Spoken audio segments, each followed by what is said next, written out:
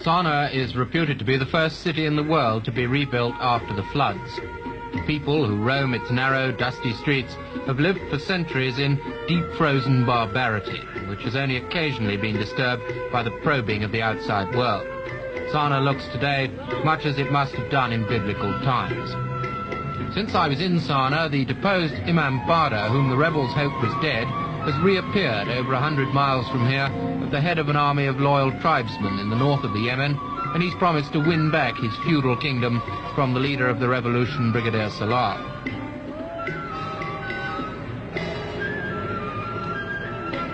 Every man who can afford a rifle carries it as a prized possession, and it's the support of these men that Salah needs for his new regime.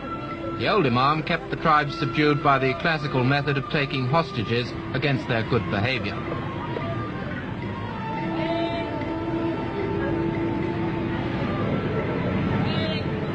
Many of the tribesmen seemed to me to have come into Sana'a just to see what was happening. They spend much of the day chewing a mild narcotic called khat, which distends their cheeks like a ping-pong ball. The Yemen is incredibly poor, and its economy is based entirely on agriculture. Everything is done by the most primitive methods. Donkeys, for instance, are still used for threshing. It would be a problem for any government to bring the Yemen into the 18th century, let alone the 20th.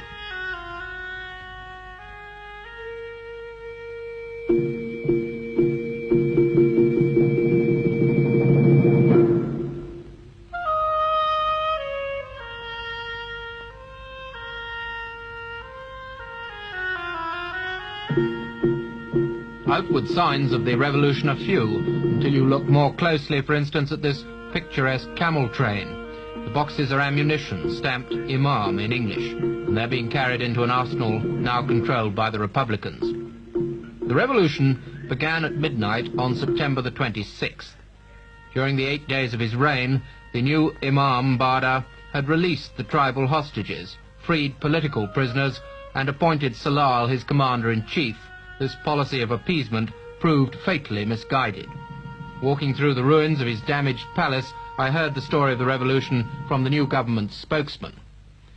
In the center of Sana'a there's a square which dominates much of the city, and at midnight 6 Russian-built tanks of the Yemeni army moved in from their barracks outside the city wall. 3 stayed in the square and 3 surrounded the palace. The Imam was telephoned and asked to surrender. He refused, and the tanks began shelling the palace. The Imam fought back until dawn, when he left through a small side door, normally used by the women. It doesn't say much for the revolutionaries, as there are only, as far as I could see, 3 ways out of the palace in all. The revolutionaries pursued the Imam for 22 days, until they lost track of him in the north. When he'd gone, the public were allowed into the palace to loot.